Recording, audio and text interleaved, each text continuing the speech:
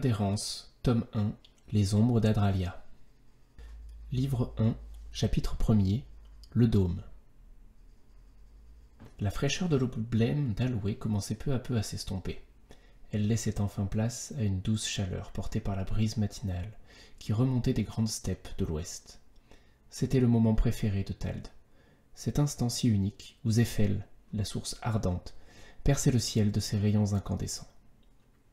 Dans la clarté grandissante des deux astres du jour, les étendues de poussières et de rocs semblaient s'animer à mesure que se révélaient les teintes ocres du paysage. Depuis les hauteurs de son poste de garde, perché à flanc de falaise, le jeune homme ferma les yeux. La caresse de la lumière rougissait ses joues claires et creusées, tandis que les vents agitaient avec nonchalance les mèches noires de ses cheveux mal peignés. Lorsqu'il rouvrit ses paupières alourdies par la fatigue, la beauté minérale du panorama le laissa songeur. À ses pieds, des canyons tortueux se frayaient un chemin entre arches et cheminées, et couraient depuis les racines de la montagne jusqu'au seuil des plaines. Au-delà, les steppes de Rann s'étendaient vers le sud à perte de vue, vastes, paisibles et silencieuses. Personne n'y vivait, et personne n'osait s'y aventurer, de peur de voir apparaître à l'horizon l'une de ces ombres gigantesques venues d'Adralia, qu'on nommait les Ravageurs. Cette nuit encore, le tour de garde avait été calme, comme toutes les nuits depuis qu'il y participait. L'heure de la relève approchait, et Tald s'empressa de rassembler les quelques affaires qu'il avait apportées, à savoir sa vieille épée, le large baluchon contenant son souper et l'épaisse couverture qui le gardait du froid de la nuit. Une fois prêt, il s'accouda à nouveau sur le parapet de pierre, en attendant que l'on vienne le chercher. Son regard se portait çà et là, au gré des nuages de poussière, du vol d'un rapace ou d'un troupeau d'herbivores, paissant tranquillement dans les plaines, sans se douter du danger qui pouvait les guetter.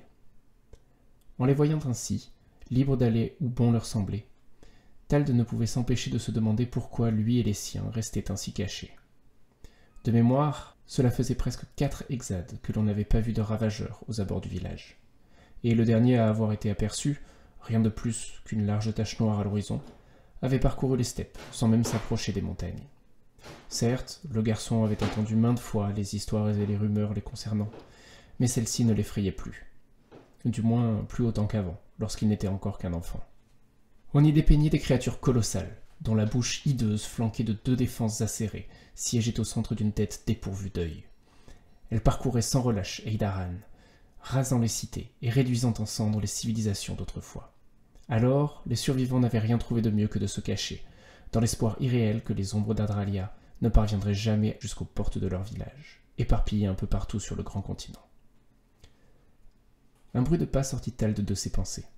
Ce devait être Borg qui venait à sa rencontre. Il le reconnaissait à son train saccadé, héritage d'une vilaine blessure à la jambe gauche, dont il gardait farouchement le secret. Côté gauche, comme on l'appelait affectueusement à la garde, car il était aussi gaucher, on avait même fait un jeu pour les jeunes recrues. À chaque fois qu'on lui demandait d'où venait sa démarche, il inventait une nouvelle histoire, plus ou moins excentrique. Esquissant un petit sourire en se remémorant le récit auquel il avait lui-même eu droit, une sombre histoire de maîtresse et conduite qui lui aurait ébouillanté la cuisse et l'entrejambe avec une mixture aphrodisiaque. Tald se redressa, saisit son épée adossée au muret de la vigie et la passa à sa ceinture. Il s'appuya sur celui-ci pour contempler une nouvelle fois le spectacle des ombres découpées entre roches et crevasses. La terre de ces régions n'était guère hospitalière, mais elle avait le mérite d'offrir un abri de choix pour leur communauté.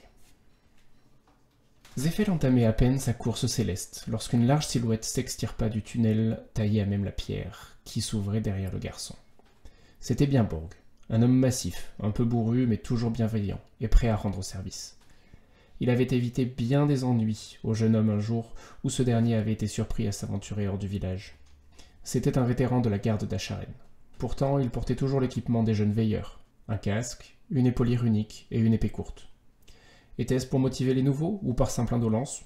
On ne le savait pas vraiment, mais tous voyaient en lui l'une des figures paternelles de la garde.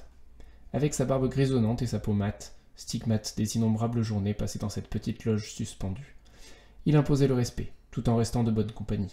Mais ce matin, après une longue nuit de guet, Tald n'avait pas particulièrement envie de discuter. Et de toute façon, qu'avait-il à dire? Les signes de vie se faisaient rares dans les parages. Les coyotes semblaient être les plus gros animaux à s'aventurer dans les canyons en contrebas, tandis que les loups, ours et pumas leur préféraient les forêts plus fraîches d'altitude. Les steppes étaient souvent sillonnées par de grandes hardes de ruminants, insouciants, tels que les chevaux, les rennes, les aurochs, les nœuds, ou encore, et plus rarement, les biscornes. Ces bêtes, imposants herbivores, au corps trapu et ornés de larges bois ciselés, s'étendant de la tête jusqu'à la croupe, étaient de loin les plus singulières que Thald ait pu voir de toute son existence. Il arrivait de temps à autre que l'une de ces bêtes s'égare et s'aventure un peu trop près des montagnes. Les veilleurs donnaient l'alerte et une troupe de chasseurs partait à sa rencontre. Avec les gardes, ils étaient les seuls à pouvoir sortir ainsi du village. Les anciens avaient jugé bon de limiter au maximum les allées et venues autour d'Acharen et de maintenir une surveillance permanente ici, à la vigie. Car en ces temps troublés, le malheur des uns faisait le bonheur des autres. L'errance durait déjà depuis plus de 60 hexades, et bon nombre de détrousseurs et de coupe-jarrets y avaient trouvé leur compte. Lorsqu'ils n'écumaient pas les terres à l'affût des rares caravanes marchandes et des hordes nomades, seuls à encore oser voyager, ces malfrats se faisaient passer pour eux, et en profitaient pour piller sans vergogne les villages qui leur ouvraient les bras.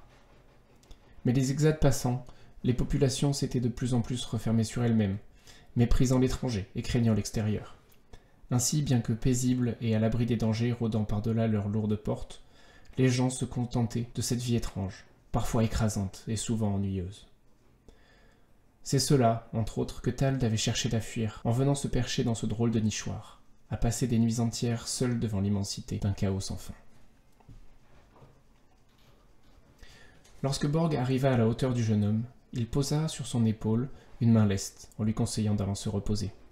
Bien content de ne pas avoir à esquiver une interminable conversation avec le vétéran, Thald acquiesça sans broncher. Il jeta un dernier regard sur l'étendue des plaines, avant de s'engouffrer dans l'étroit tunnel qui le ramènerait jusque chez lui.